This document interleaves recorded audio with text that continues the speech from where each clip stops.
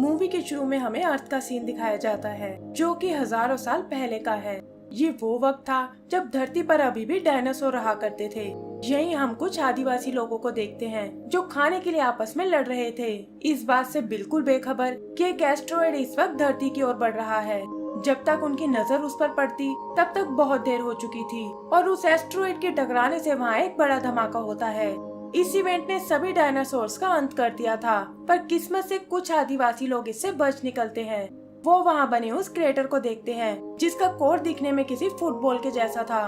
वो उसे उठाने की कोशिश करते हैं, पर एस्ट्रॉयड का कोर बहुत गर्म था जिससे उनके हाथ जलने लगे थे। वो उसे चेक करने के लिए अपने पैरों का यूज करते हैं और देखते ही देखते ये खेल में बदल जाता है।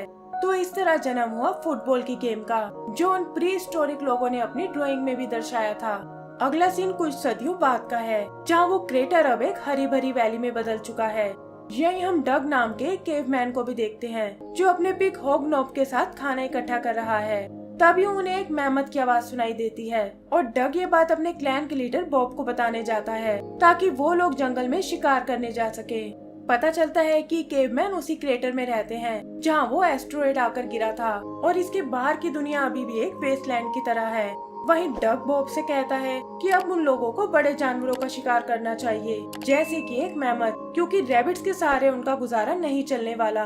इस पर बॉब उसे वो प्राचीन ड्राइंग्स दिखाता है कि हमारे पूर्वज भी हमेशा छोटे जानवरों का शिकार करते थे और वैसे भी उनके क्लैन के लोग एकदम अनाड़ी हैं, जो कि एक मेहमत का सामना नहीं कर सकते।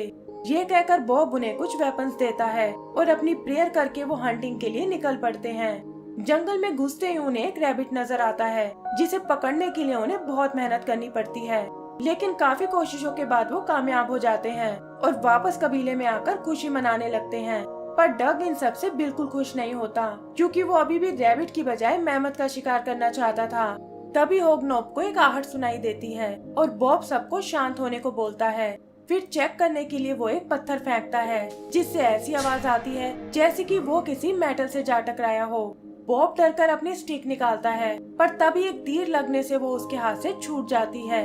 इसके बाद वहाँ तीरों की बारिश होने लगती है और वो देखते हैं कि सामने से एक मेहमत उन्हीं की ओर आ रहा है जिसके पूरे शरीर पर मेटल आर्मर है। वो सब लोग डरकर भागने लगते हैं क्योंकि मेहमत ने वहाँ तोड़फोड़ शुरू कर दी थी। तभी डग देखता है कि उसका पिग उस मेहमत के सामने खड़ा है और उसे बचाने के चक्कर में वो दोनों पीछे रह जाते हैं। बॉब को लगता है कि डग शायद इस अटैक में नहीं बच पाया और वो बाकी केवमैन्स को लेकर वेस्टलैंड की ओर निकल जाता है। उधर डग छुपकर उन अटैकर्स को देखता है जिनका लीडर है नूत नाम का एक इंसान। ये लोग पास ही के एक डेवलप टाउन से हैं, जिन्होंने मेटल को प्रोसेस करना सीख लिया था और उसे ही माइन करने वो इस वैली में आए हैं। डग गुस्से में उस पर अटैक करने की सोचता है, लेकिन एक मेटल बॉल से टकराकर वहाँ खड़ी एक बग्गी में जा गिरता है और वो लोग उसे अपने साथ ले जाते हैं। आँख खुलने पर वो किसी तरह बग्गी से बाहर आता है और देखता है कि बाहर जाने का रास्ता बंद हो चुका है। डग ने आज तक मेटल से बनी किसी चीज को नहीं देखा था, इसीलिए वो यहाँ मिलने वाली आइटम्स को देखकर बहुत हैरान होता है। आगे उसकी मुलाकात गुना नाम की लड़की से होती है जिसकी उस टाउन में बर्तन की दुकान थी और उसे डग की हरकतें बहुत अजीब लगती हैं। अचानक सोल्जर से एक अनाउंसमेंट करते हैं जिसे सुनकर सभी लोग स्टेडियम की तरफ जाने लगते हैं। डग भी उन लोगों के पीछे जाता है, लेकिन देखता है कि अंदर जाने के लिए उसे पैसे देने होंगे जो कि उसके पास नहीं थे। गार्ड्स उसका पीछा करते हैं, लेकिन वो किसी तरह उनसे बचता हुआ एक कमरे में चला जाता है और भेस बदलने के लिए वहाँ रखे कपड़े पहन लेता है। तभी वो कुछ दूसरे लोगों को देखता है जिन्होंने उसी के जैसे कपड़े पहने हुए थे और पता चलता है कि ये इस टाउन की फुटबॉल टीम है और जो कपड़े डग ने पहने हैं वो असल में उनके गोलकीपर के कपड़े थे, इसीलिए वो लोग उसे अपना प्लेयर समझकर अपने साथ ले जाते हैं। जल्द ही वो लोग एरिना में आते हैं जहाँ एक दूसरे टाउन की टीम के साथ उनका मैच होने वाला है और नूत के इशारा करते ही गेम शुरू हो जाती है। डग को कुछ समझ नहीं आता कि वो लोग क्या कर रहे हैं क्योंकि उसने ऐसा गेम पहले कभी नहीं देखा था। वो वहाँ से भागने की कोशिश करता है, लेकिन उसकी टीम उसे जबरदस्ती गोलकीपर बना देती है। डग को फुटबॉल के बारे में कोई नॉलेज नहीं थी और इसीलिए गलती से वो अपना ही गोल कर देता है। कैप्टन को ये देखकर बहुत गुस्सा आता है और तभी वो अपने असली गोलकीपर को देखते हैं जो डग पर उसकी ड्रेस चोरी करने का इल्जाम लगाता है। डग की पोल अब खुल चुकी थी कि वो कोई प्लेयर नहीं बल्कि एक केवमैन है। नूत कहता है कि इस सेक्रेड ग्राउंड में आने की तुम्हारी हिम्मत कैसे हुई और तुम जैसे लोग इस जगह पैर नहीं रख सकते। इस पर डक कहता है कि ग्राउंड तो तुमने हमारा चुराया है, जिसे हम अपना घर मानते हैं। पर नूत उसकी एक नहीं सुनता और अपने गार्ड से उसे एग्जीक्यूट करने को बोलता है। अचानक डक को एक तरकीब सूझती है और वो नूत को चैलेंज देता है कि हम लोग तुम्हारी टीम के साथ एक फुटबॉल मैच खेलना चाहते हैं और अगर हम जीत गए तो तुम्हें हमारी वैली और ट्राइब के लोगों से दूर रहना होगा। पहले तो नूत को इस वाहियात चैलेंज पर बहुत हंसी आती है, लेकिन फिर उसे लगता है कि लोग इस मैच को लेकर बहुत एक्साइटेड होंगे और इससे वो ढेर सारा पैसा कमा सकता है। ये सोचकर वो इसके लिए तैयार हो जाता है और कहता है कि हमारा मैच आने वाली फुल मून नाइट को होगा। उधर कबीले के लोग अपने इलाके को माइन होते हुए देखते हैं, जिसके आसपास नूत ने एक फेंस लगा दी थी और वो इसे रोकने के लिए कुछ नहीं कर सकते थे। तभी होगनोप किसी को आते हुए देखता है और पता चलता है कि ये तो उनका साथी डग है, जिसे जिंदा देखकर वो बहुत खुश होते हैं। डग अपने साथ एक फुटबॉल भी लेकर आया था और अपने लोगों को इस गेम और नूत की शर्त के बारे में बताता है कि अपनी वैली को वापस पाने के लिए यही एक तरीका है, पर अगर वो हार गए तो उन्हें लाइफ टाइम के लिए नूत की माइंस में काम करना होगा। बॉब को ये आइडिया कुछ ठीक नहीं लगता, क्योंकि खेलना तो दूर, उन लोगों ने इस गेम के बारे में कभी सुना तक नहीं था। इस पर डग कहता है कि ये आपकी गलतफहमी है, क्योंकि ये गेम हमारे पूर्वजों ने इन्वेंट की थी और उन पेंटिंग्स में भी वो शिकार की बजाय फुटबॉल ही खेल रहे हैं। ये देखकर उन सब में जोश आ गया था और बॉब भी उनकी बात मान जाता है।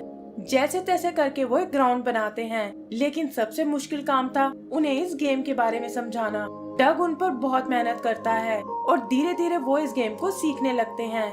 होगनोप भी इस टीम का एक पार्ट बनना चाहता था, लेकिन डग हर बार उसे मना कर देता है कि ये गेम सिर्फ इंसानों के लिए है। वहीं दूसरी तरफ हम नूत को देखते हैं, जो प्लान कर रहा था कि कैसे वो इस मैच से ढेर सारा पैसा कमा सकता है। तभी एक बर्ड उनकी क्वीन का मैसेज लेकर आता है, जो कि टाउन से बाहर गई हुई थी, और पता चलता है कि वो इस मैच को लेकर नूत से बहुत नाराज है। उसे डर है कि अगर वो हार गए तो उनकी बहुत बेइज्जती होगी, क्योंकि लोग उन्हें एक सुपीरियर क्लैन मानते हैं। पर नूत को इसकी कोई फिक्र नहीं थी। वो जानता था कि उसकी टीम बहुत ही स्ट्रॉन्ग है और वो जंगली लोग उनके सामने नहीं टिक पाएंगे। अगली सुबह डग अपने साथियों के साथ प्रैक्टिस कर रहा था और इसी दौरान एक जायंट डक वहाँ आती है, जो अचानक से उन पर अटैक करने लगी थी। वो सब उससे बचकर भागने लगते हैं और इसी भगदड़ में उनकी फुटबॉल फट जाती है। डग ये देखकर उदास हो गया था, पर बॉब उसे समझाता है कि तुम्हें अपनी जिद छोड़ देनी चाहिए, क्योंकि हम लोग उनसे नहीं जीत पाएंगे और वैसे भी अब प्रैक्टिस करने के लिए हमारे पास कोई बॉल नहीं है। लेकिन डग हार मानने को बिल्कुल तैयार नहीं था और होगनोप के साथ टाउन से बॉल चुराने जाता है। किसी तरह वो लोग स्टेडियम में आते हैं, जहाँ पैर फिसलने से डग नीचे गिर जाता है। नूत ने भी इसकी आवाज सुन ली थी, लेकिन होगनोप उसे उलझाकर उसका ध्यान भटका देता है। उधर डग को स्टेडियम में गुना दिखाई देती है, जो छुपकर फुटबॉल की प्रैक्टिस कर रही थी, क्योंकि नूत को लड़कियों का फुटबॉल खेलना बिल्कुल पसंद नहीं था। गुना भी उसे देख लेती है और तब डग उसे अपने आने का कारण बताता है। गुना जानती थी कि उन लोगों पर अत्याचार हो रहा है और यही सोचकर वो उसकी मदद करने को तैयार हो जाती है।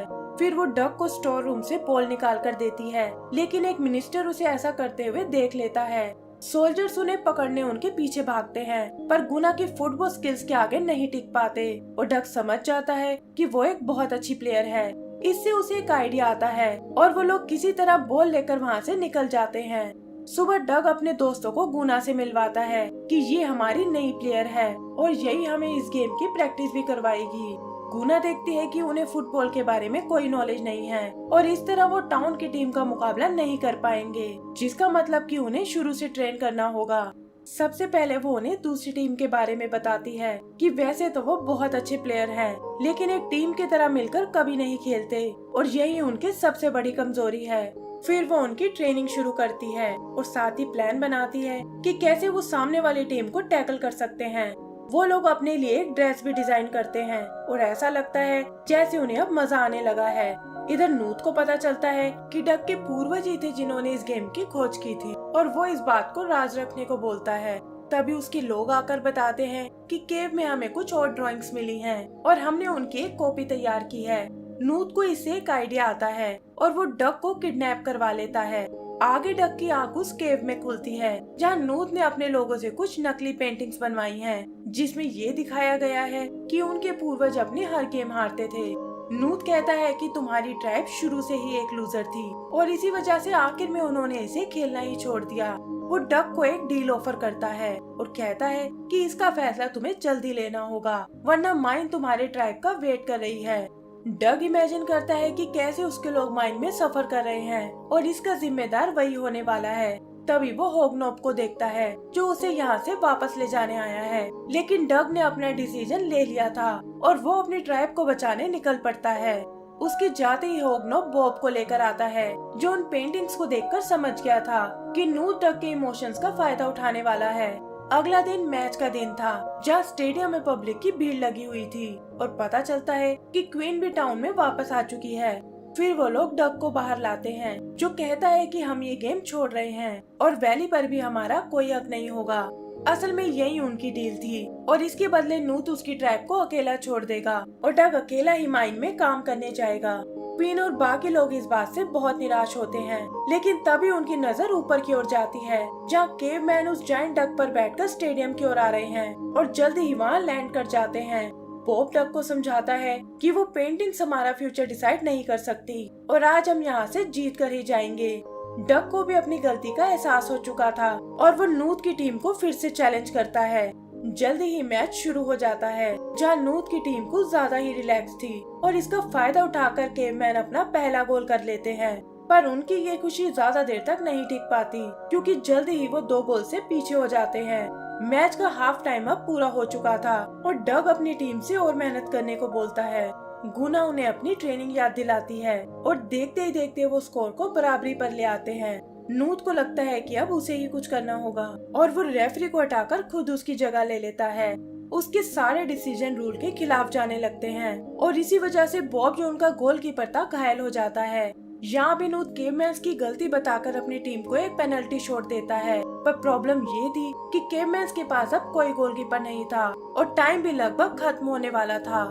तभी वो सब होगनोप को देखते हैं, जो एक गोलकीपर की ड्रेस में उनकी मदद करने आया है और किसी तरह उस पेनल्टी शॉट को रोक लेता है। बॉल तेजी से ऊपर की ओर जाती है, जहां सामने वाली टीम उसे हिट करने वाली थी, पर डग उनसे पहले ही बॉल तक पहुंच जाता है और वो लोग फाइनल गोल करने में कामयाब हो जाते हैं।